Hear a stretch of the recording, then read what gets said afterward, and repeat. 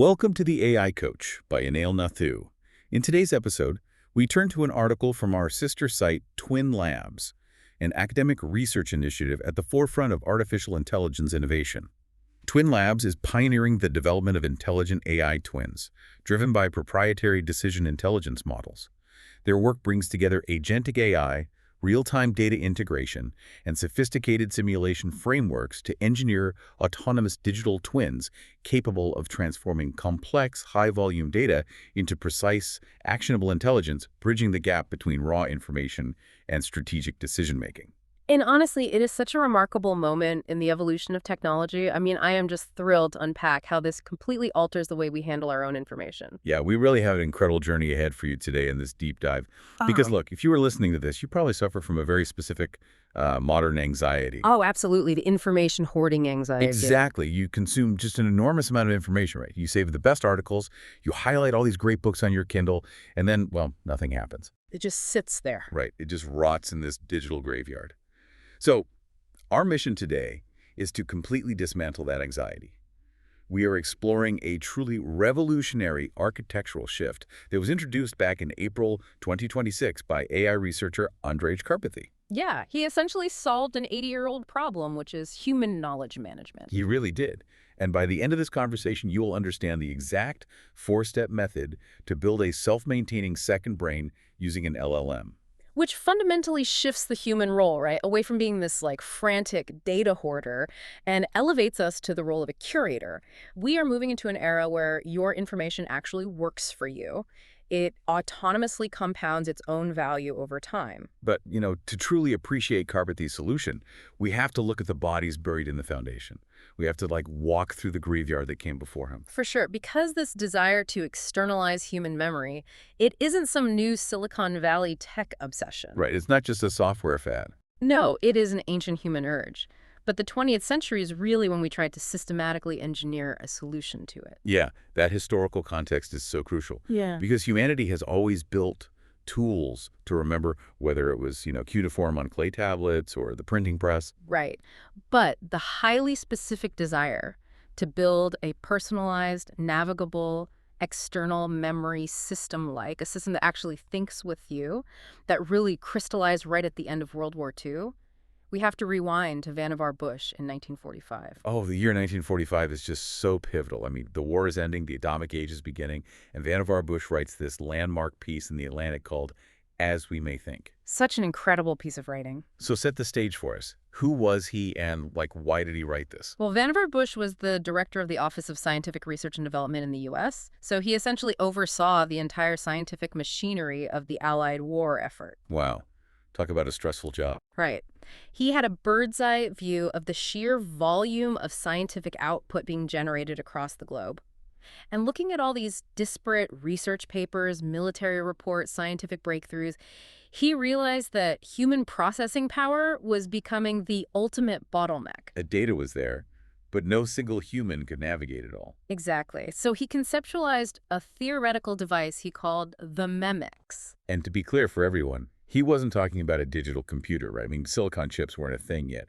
He was describing a giant mechanized desk. Yeah, literally a physical desk equipped with glowing screens, mechanical levers, and massive microfilm storage hidden inside. That's something out of a steampunk novel. Totally. It was designed to hold an individual's entire library of books, records, and communications, but the storage capacity wasn't actually Bush's real stroke of genius. His genius was identifying a fundamental flaw in how humanity categorizes information. Okay, unpack that a bit. Well, historically, we use alphabetical or numerical indexes. Think of a library's Dewey Decimal System or just a dictionary. Right, which is incredibly rigid. If I want to learn about apples, I look under A.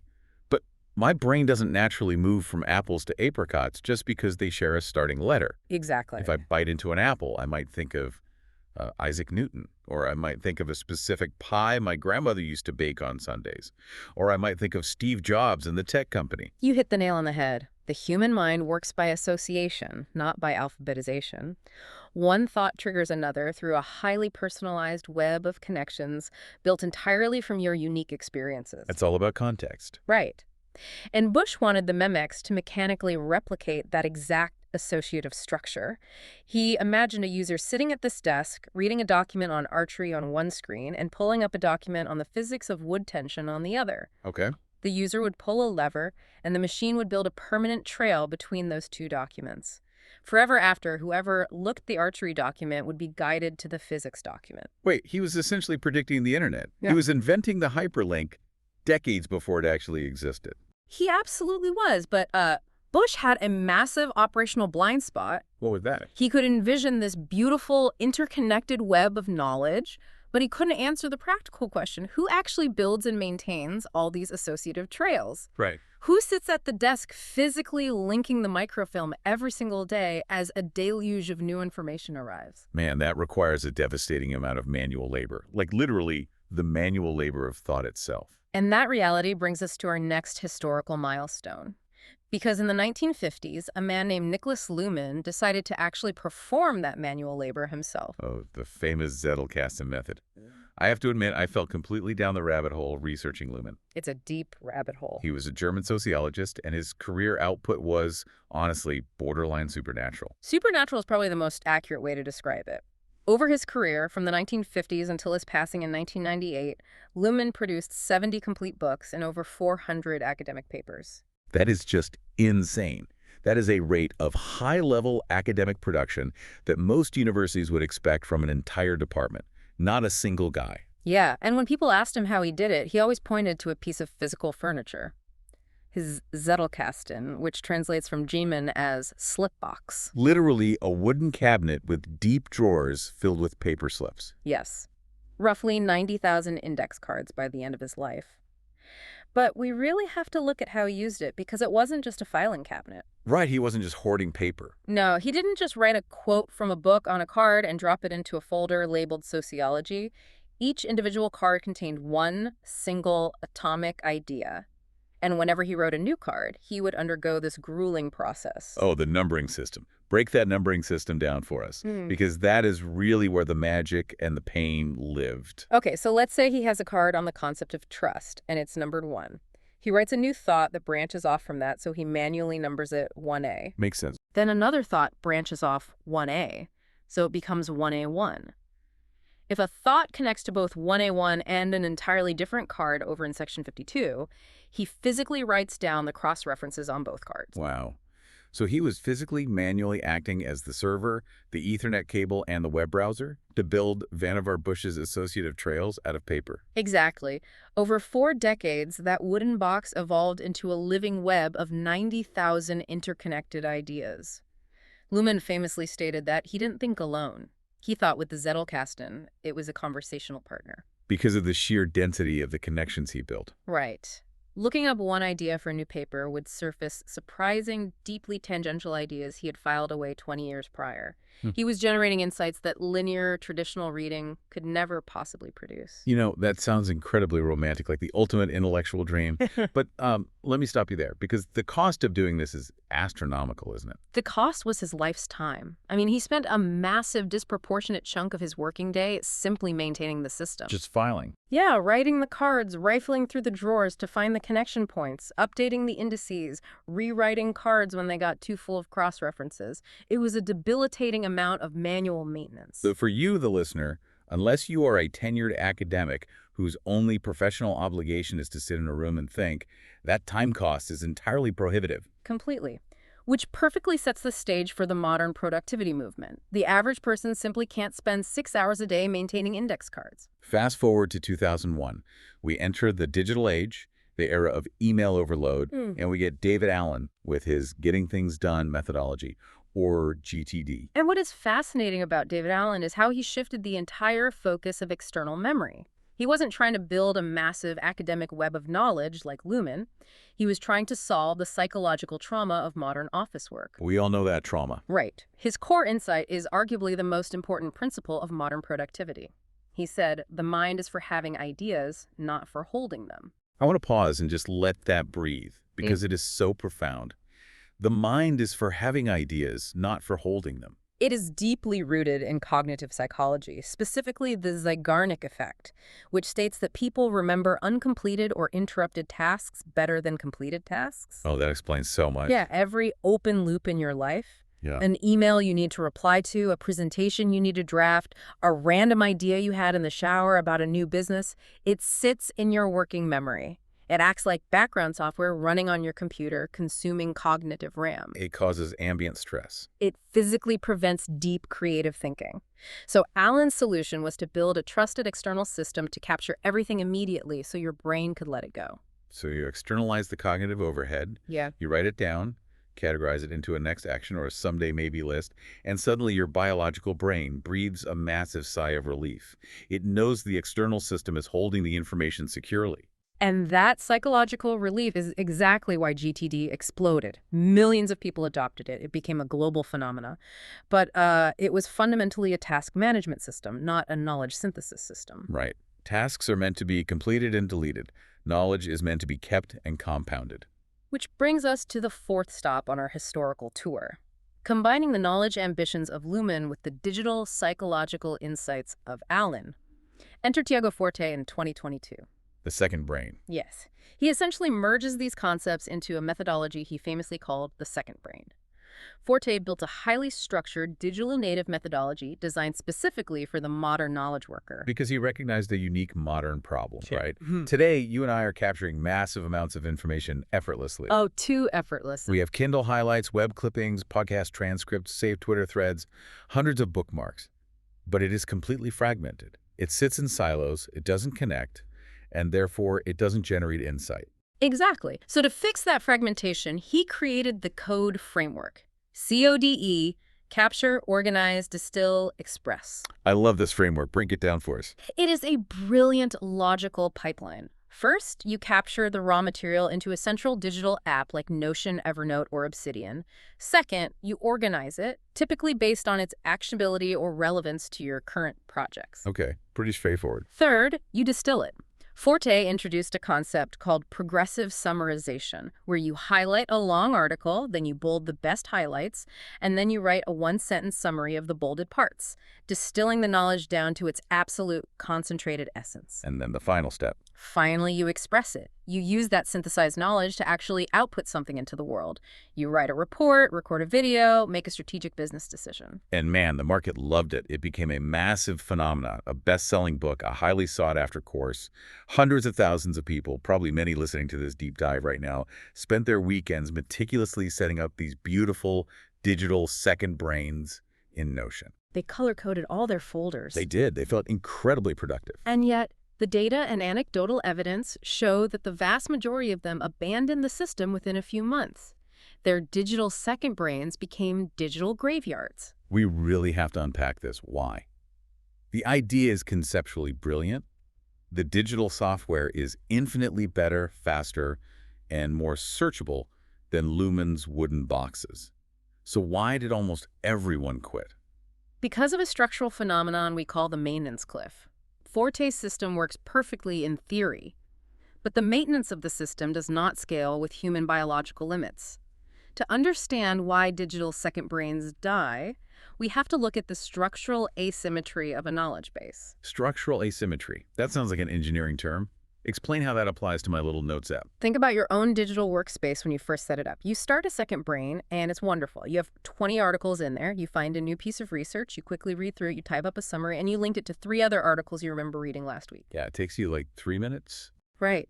You look at the graph view of your notes, and it looks like a cool, connected constellation. It provides a massive dopamine hit. It's highly satisfying. It's the honeymoon phase. You feel like a genius organizing your entire life. Exactly. But let's fast forward a year. Let's say you now have 500 deeply researched sources in your system. When you capture source number 501, you can't just drop it in a folder and walk away, or else you break the code framework. Right, because then you aren't distilling or organizing. Exactly. To integrate it properly, to make it part of the brain, you need to read it. You need to extract the novel concepts. Then you have to search your existing 500 notes to see where these new concepts have been mentioned before. You need to cross-reference it. Oh. You have to actively identify if this new source contradicts the source you saved 8 months ago. If it does, you need to open that old note and update it with the new context. You need to update your master index pages. Oh, wow. I feel exhausted just hearing you list those chores. It suddenly feels like a second job. And that is the cliff. Adding that single news source just went from taking 3 minutes to taking over an hour. The mathematical reality of a knowledge base is this. The value of the system grows exponentially. It is roughly the square of the number of sources, a concept similar to Metcalfe's law for networks. Because the ultimate value lives in the surprising connections between different ideas. Yes, but the maintenance burden, the human time required to weave those connections, grows linearly with every single new source you add. Okay, I want to use an analogy here to make sure this is crystal clear for the listener. Think of it like trying to build an infinite physical library where you alone are the sole librarian. And a dump truck full of new books arrives at the loading dock every single morning. I love this analogy. At first, you have an empty room. The truck drops off 10 books. You put them on a shelf, write out 10 catalog cards, and you go home early. Easy. But a year later, your library has 10,000 books.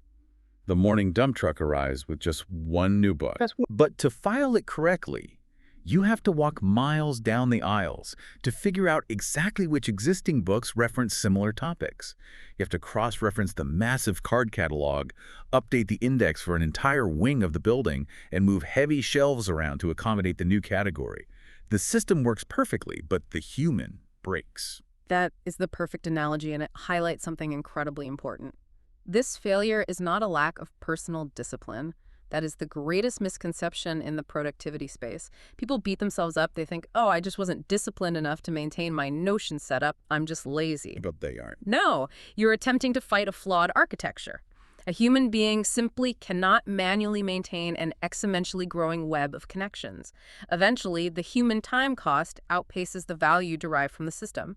When that happens, you unconsciously stop adding to it. The system fossilizes. It becomes outdated, and within a year, you never open the app again. So let's recap the graveyard.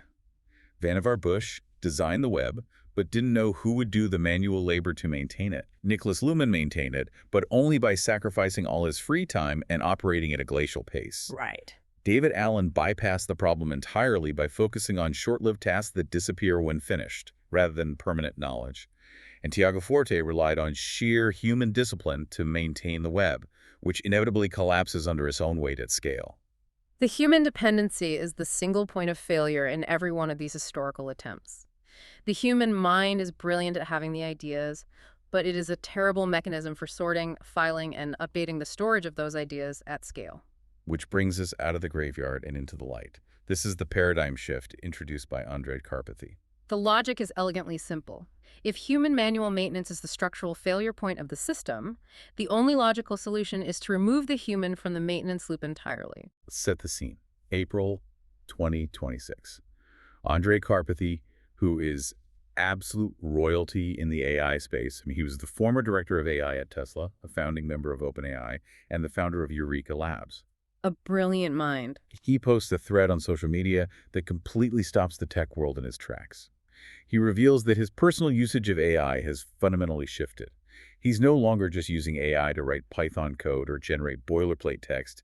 He has engineered it for comprehensive knowledge management. Yes, and to prove it, he opens up his personal research wiki.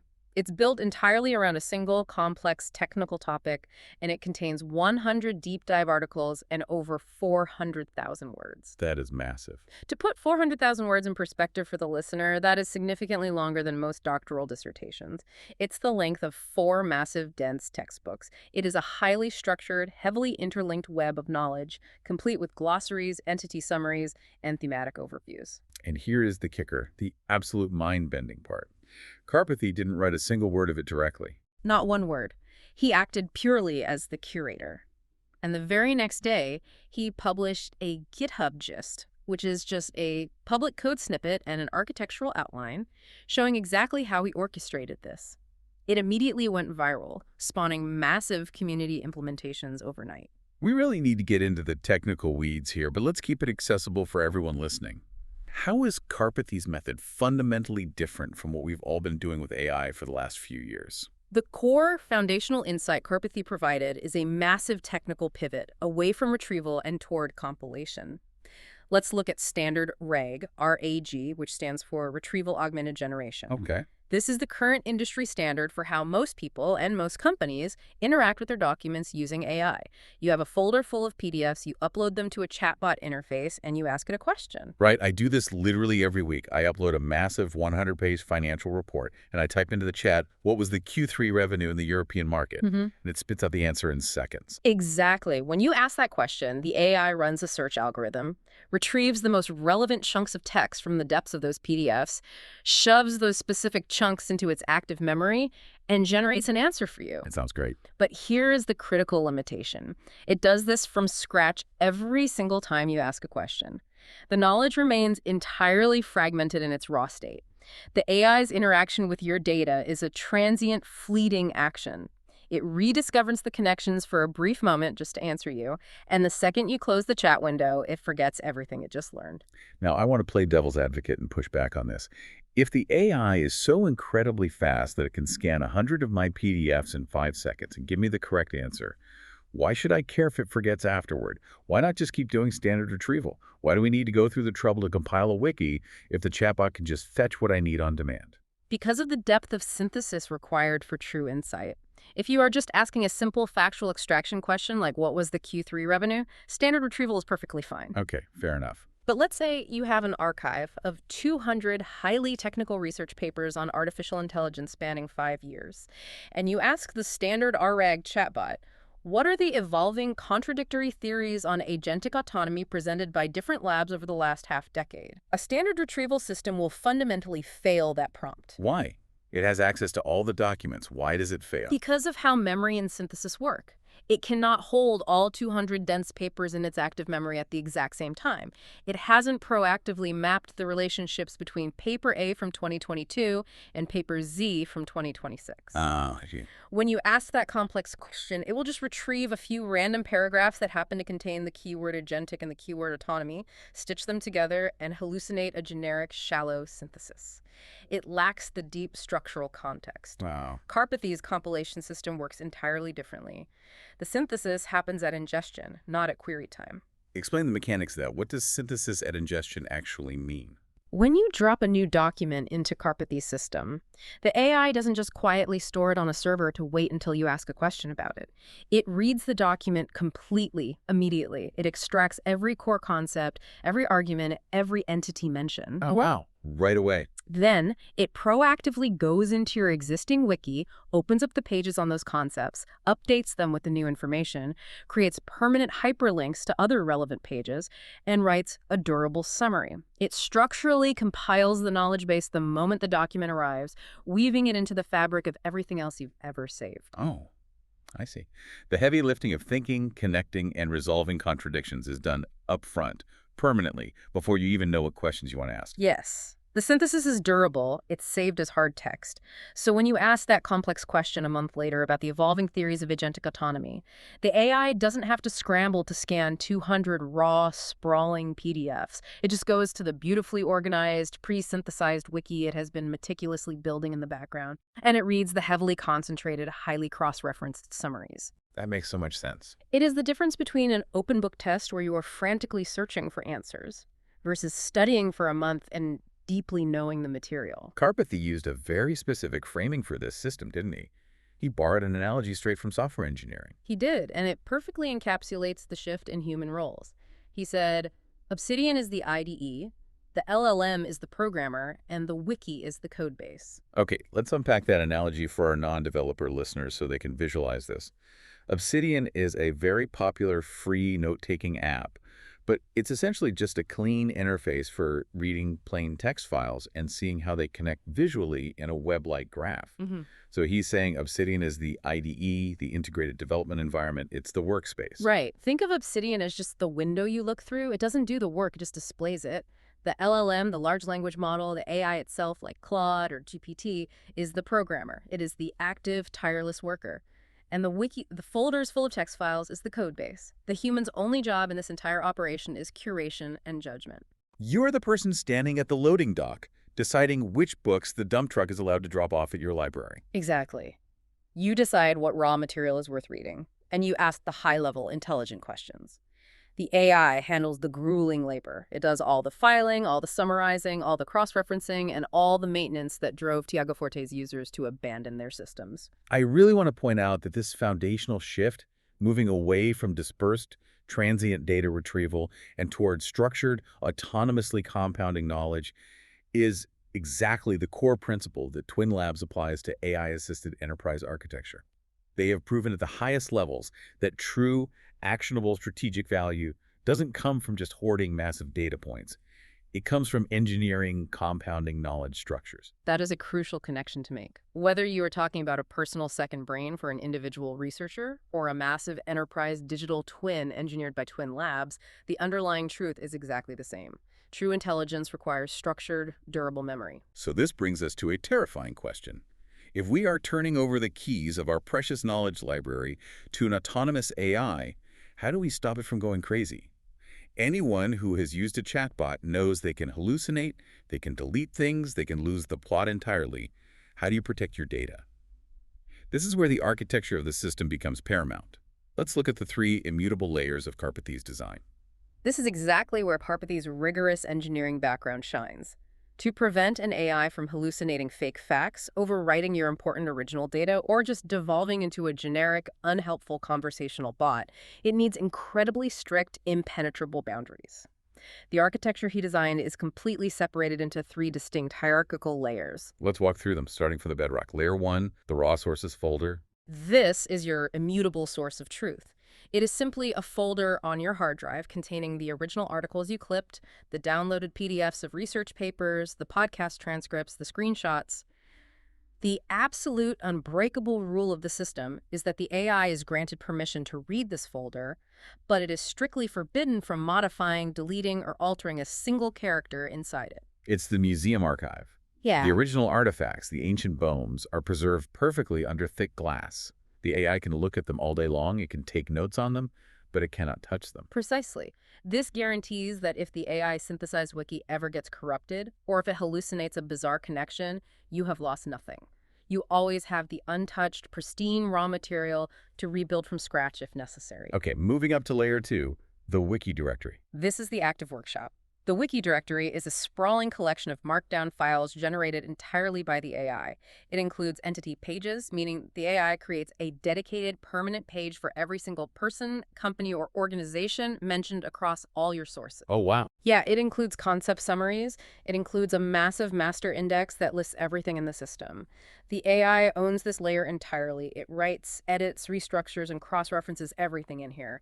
You, the human, just wander through it and read it. But how does the AI know how to write and edit these pages? If I open a new ChatGPT window and tell it to write a summary, it's going to give me 5 paragraphs of generic corporate speak. How does Karpathy's system force the AI to behave like a meticulous academic archivist? That brings us to the most important part, layer 3. Layer 3 is the schema.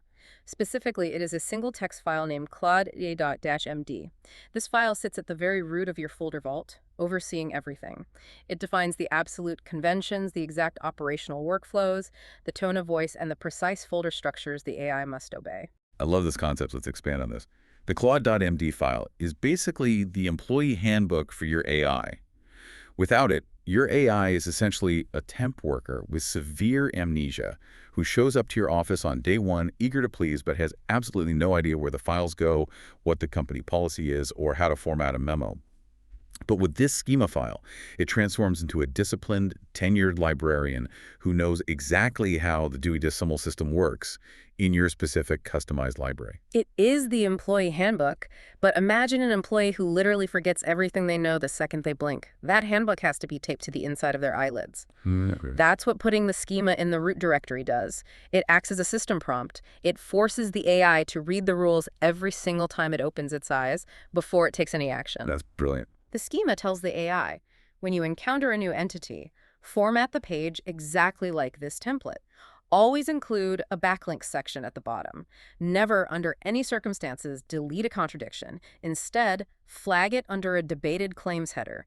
It enforces utter, flawless consistency across thousands of sessions. Now, I have to stop and ask a highly technical question about the file format itself. You keep mentioning markdown files. In the modern era of massive relational databases, enterprise software, and incredibly expensive vector databases, Why is this entire revolutionary cutting-edge AI system built on basic plain text markdown files? It seems almost primitive. It seems primitive, but it is actually a brilliant, deeply intentional engineering choice. Plain text remains undefeated in the history of computing. Markdown files are simply raw text files with very lightweight formatting symbols, like putting asterisks around a word to make it bold or using a hashtag to create a header. Right.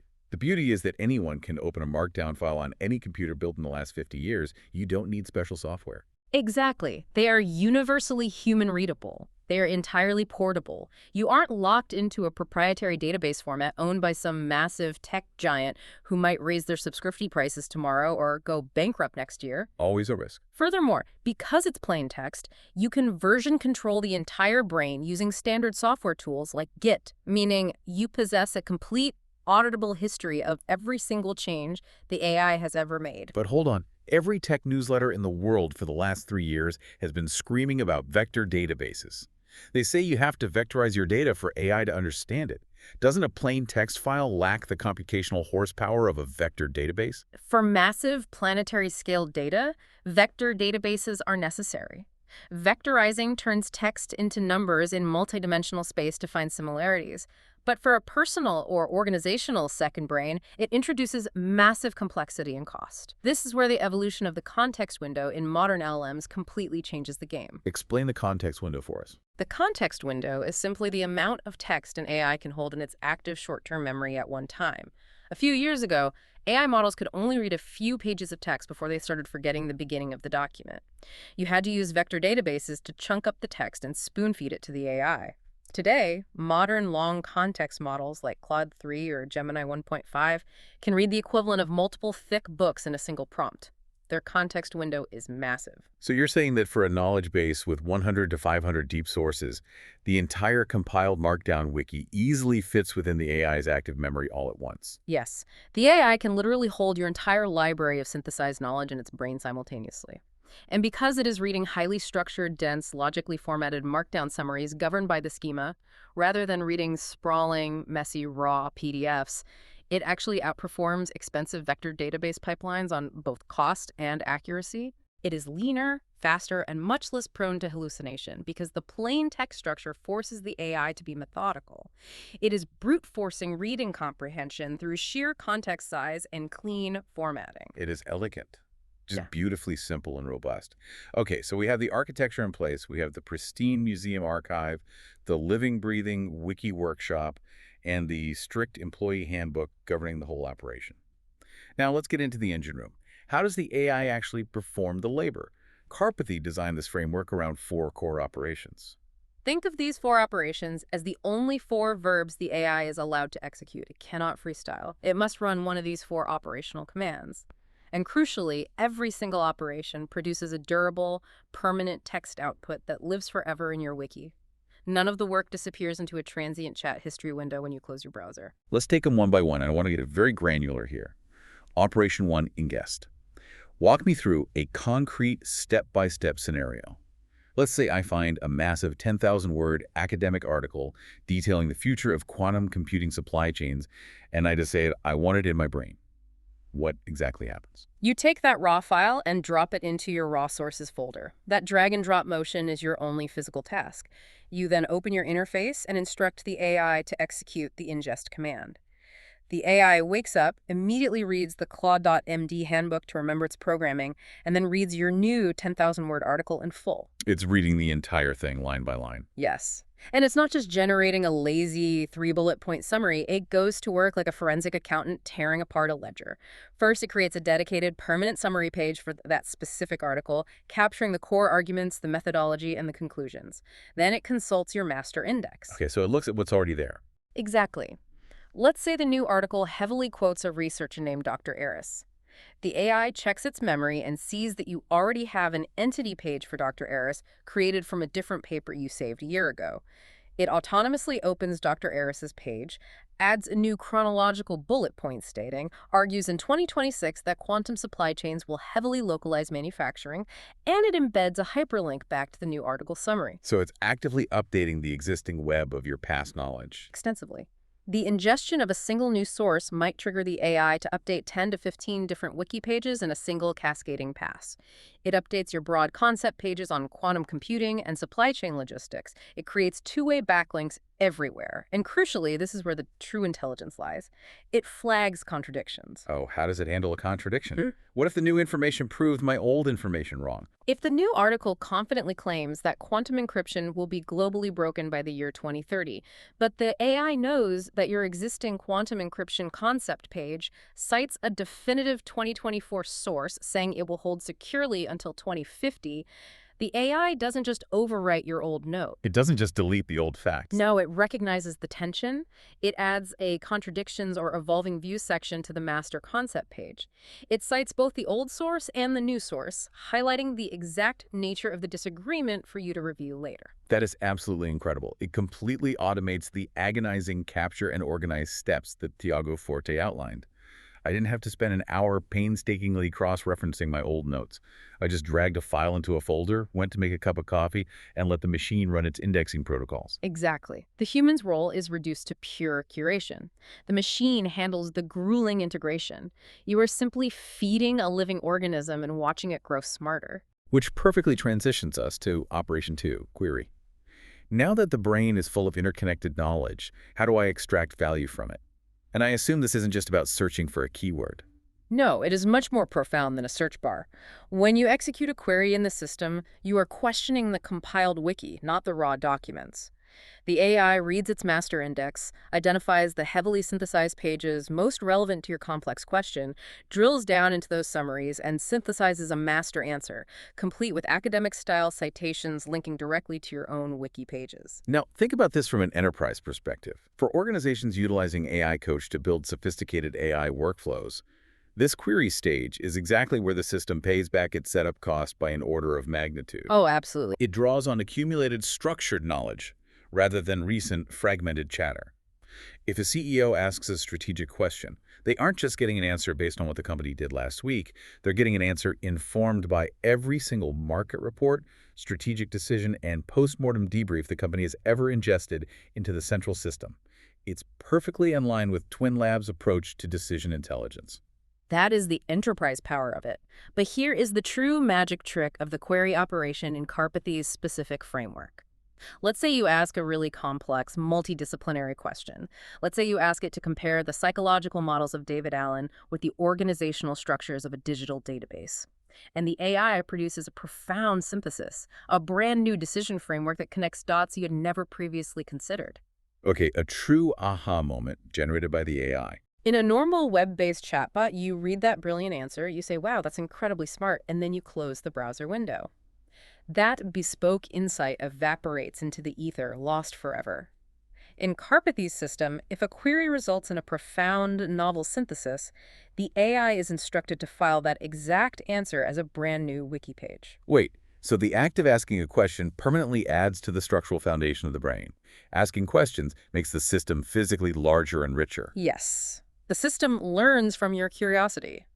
The act of querying builds permanent new knowledge structures. Forte called this the express step, using the raw knowledge to create something completely new.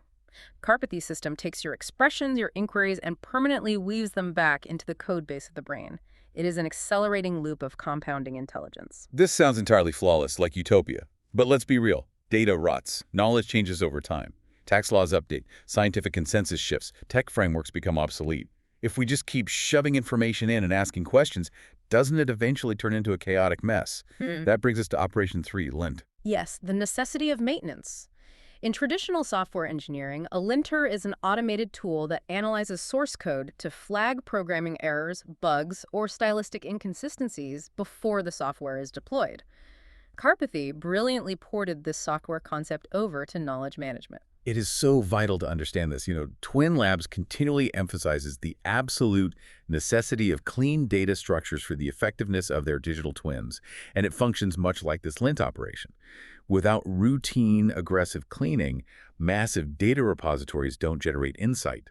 They just become stagnant swamps of outdated, conflicting information. A stagnant swamp is the perfect description of an unmaintained second brain. If you don't aggressively clean your knowledge base, Early amateur claims persist on your old pages long after they have been proven completely wrong by newer, more sophisticated sources. So periodically, maybe once a week or once a month, you instruct the AI to run the lint command. The AI goes into full audit mode. It scours the entire wiki from top to bottom. What exactly is it hunting for in the swamp? It is hunting for structural decay. First, it looks for orphaned pages, notes that were created at some point but currently have zero inbound links from any other page in the wiki. An orphaned idea is a dead idea because it can't be stumbled upon. The AI will attempt to find a logical connection to weave it back into the active graph, or it will flag it for your review. Makes sense. Second, and more importantly, it hunts for superseded claims. If a core concept page states a scientific fact from 2022 that 3 newer sources from 2026 have definitively debunked, the AI will autonomously restructure that page to reflect the current updated consensus. So it's actively weeding the garden while you sleep. It's weeding the garden, but it's also planting new seeds where necessary. During a full lint operation, the AI might notice an emerging pattern. It might notice that a highly specific term, let's say algorithmic bias, is mentioned in passing across 40 different article summaries, but you haven't explicitly created a dedicated concept page for it yet. Okay, so what does it do? The AI will recognize this critical mass, realize the concept is important, and autonomously create a brand new master page for algorithmic bias, pulling in and synthesizing all 40 disparate references from across the wiki into one definitive overview. It is a self-healing, self-organizing system. It identifies its own blind spots, patches its own structural weaknesses, and proactively elevates themes you didn't even know you were researching. Precisely. The lint operation guarantees that your knowledge base actually increases in coherence, clarity, and density as it grows, rather than degrading into an unusable, chaotic mess of text files. Which leaves us with the fourth and final operation, Operation 4, log. Earlier, we joked that the AI acts like an amnesiac temp worker who forgets everything when you close the laptop. How does a simple log file fix one of the most frustrating problems in modern AI? This operation directly addresses the infamous context reset problem. I guarantee every person listening who uses an LLM has experienced this pain. You spend 2 solid hours carefully prompting an AI, feeding it context, correcting its mistakes, and getting it to perfectly understand the nuanced parameters of your complex project. It's performing brilliantly. Then, it's time for dinner. You close your laptop. Yep, it's all the time. The next morning, you open a fresh chat window, and the AI is a blank slate. It has zero memory of who you are, what the project is, or the 2 hours of work you did yesterday. It is incredibly frustrating. Yeah. You essentially have to start the onboarding process from scratch every single day. Karpathy solves this elegantly with a simple append-only markdown file called log.-md. It functions exactly like a captain's log on a naval ship. Every single time the AI successfully performs an ingest, a query, or a lint operation, it is hard-coded to write a meticulous, time-stamped entry into this log detailing exactly what it accomplished. At 10:04 a.m., I added source X. I updated concept Y. I flagged a contradiction on page Z. I noticed a gap in our knowledge regarding topic A. Okay, so it leaves a diary of its actions. But how does that solve the amnesia when you start a new session? Because of the employee handbook. Remember Claude.md, the schema file taped to the inside of the AI's eyelids. The very first instruction in that schema is, before you respond to the human's prompt, but before you take any action whatsoever, silently read the last 50 entries in log.md. Oh. So the moment it wakes up, it instantly reads its own diary to catch up on its exact state of mind from yesterday. Exactly. The context window acts like a literal scratch pad. When you close out the session, the scratch pad is wiped clean. But when you open a new session, the AI reads the log and instantly repopulates the scratch pad with the most vital context. Within milliseconds, the AI entirely reorients itself. That is just brilliant. It regains perfect operational continuity. It knows exactly what sources it just finished processing, what structural gaps it was trying to fill during the last lint operation, and what the overall current state of your massive wiki is. The browser session may have technically ended, but the log file ensures the workflow never ever breaks. That is an incredibly elegant, low-tech solution to a high-tech amnesia problem. I want to note here for our listeners who are thinking about how this translates beyond personal use to an actual company team. Practical, step-by-step guides for translating these exact 4 technical operations: ingest, query, lint, and log into robust operational business workflows are available through 1 Hour Guide.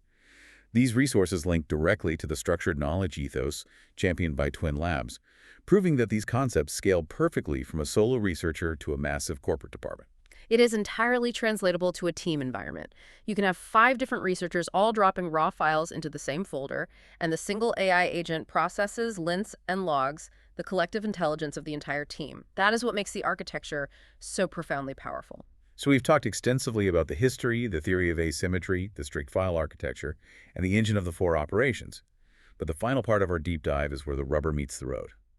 I want to talk about the reality of building it in 15 minutes and what this means for the evolution of human productivity. I know this entire conversation sounds incredibly complex. It sounds like enterprise-grade engineering that would require a team of developers and a massive server budget to implement.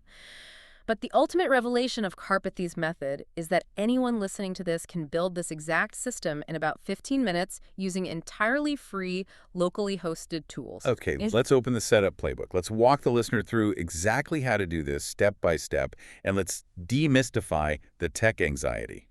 Step 1. Step 1 is simply creating the workspace. You download Obsidian. Just go to obsidian.ashmd, download the app, and install it. You then click Create a New Vault, which sounds fancy, but a vault is literally just an empty folder on your computer's hard drive. You can name it My Brain and put it on your desktop. And I really want to emphasize this. Nothing lives in the cloud unless you specifically want it to. It's not on a server in California. It is a local folder on your local machine. You own the data. Completely local. Obsidian is just the visual interface. It gives you the beautiful typography, the clickable links, and that really satisfying graphical web view of how your notes connect. It is merely the window into the brain. Okay, step 2. This is where I think non-technical people might panic. You have to connect the AI. Right. You open the Vault folder in Claude Code.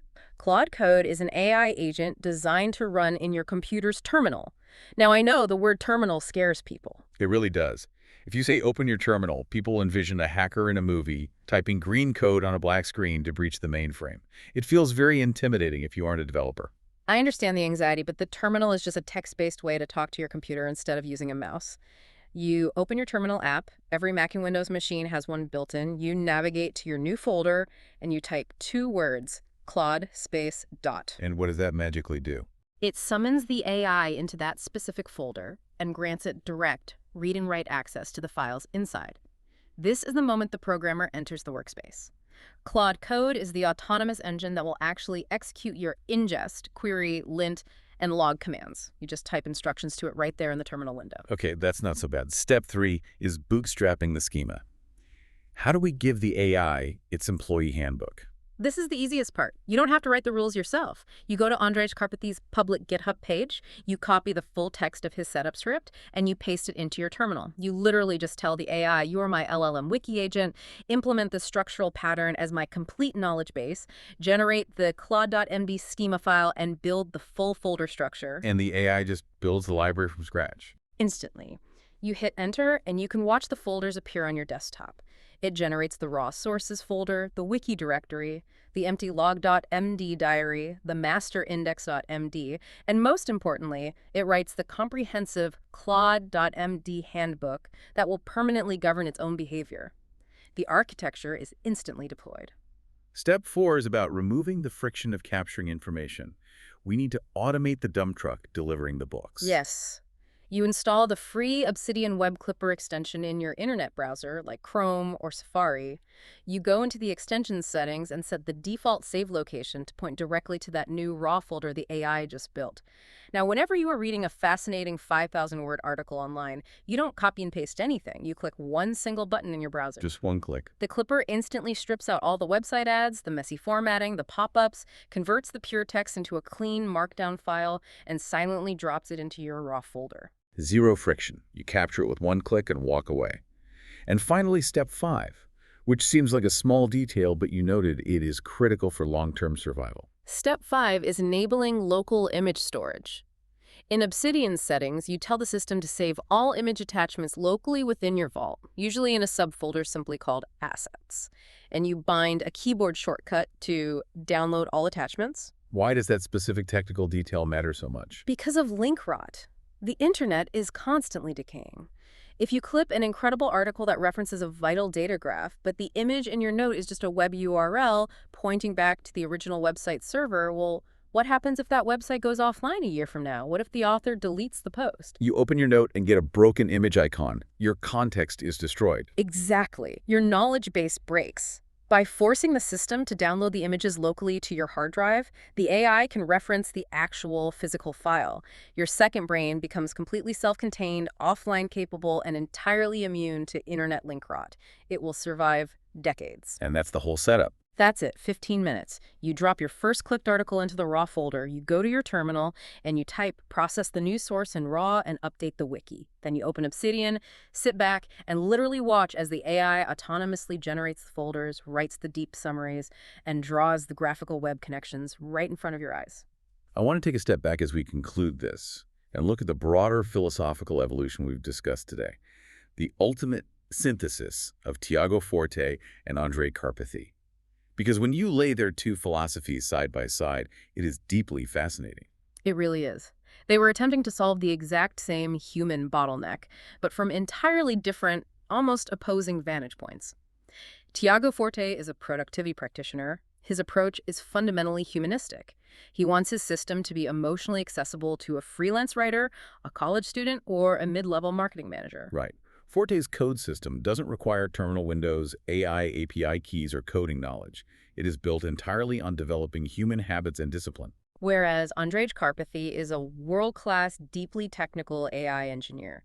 He approached the problem looking for absolute scalability, automated self-maintenance, and ruthless technical precision. But they are deeply complementary. I don't see them as adversaries in the productivity space. They are two necessary halves of the final solution. Forte provided the vital human insight, the absolute necessity that knowledge must be actively synthesized.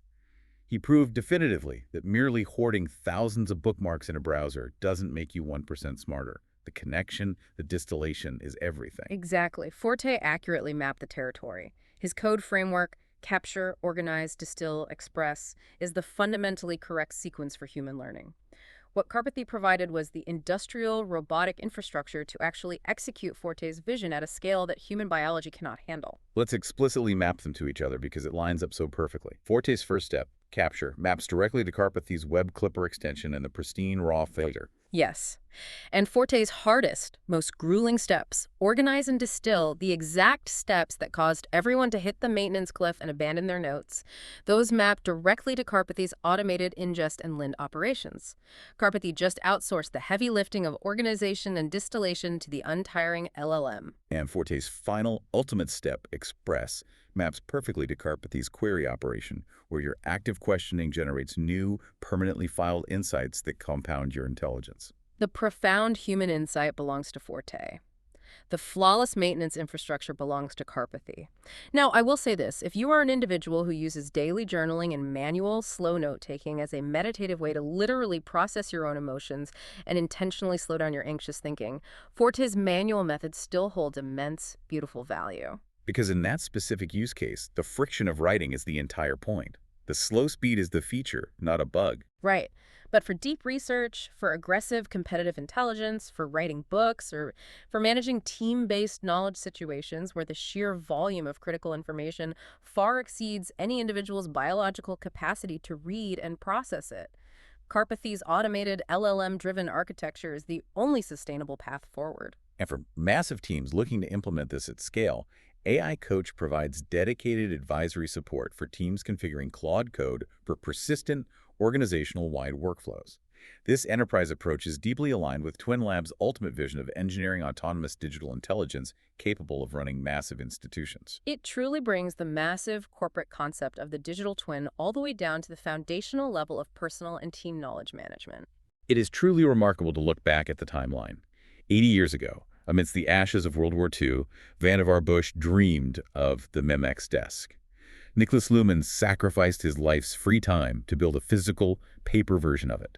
David Allen taught us the psychology of freeing our minds from holding transient data.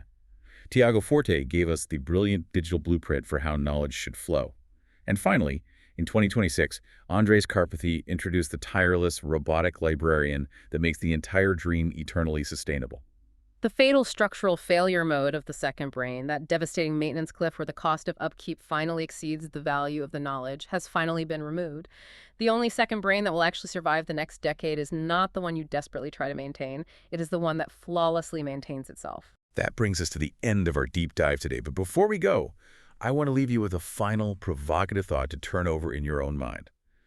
If we fully adopt this, if an autonomous AI is doing all of the heavy summarizing, all the cross-referencing, all the contradiction resolving, and all the deep synthesizing of your external knowledge, what actually happens to your internal biological brain? Does having a perfectly self-maintaining digital brain make our human minds lazy and outsourced?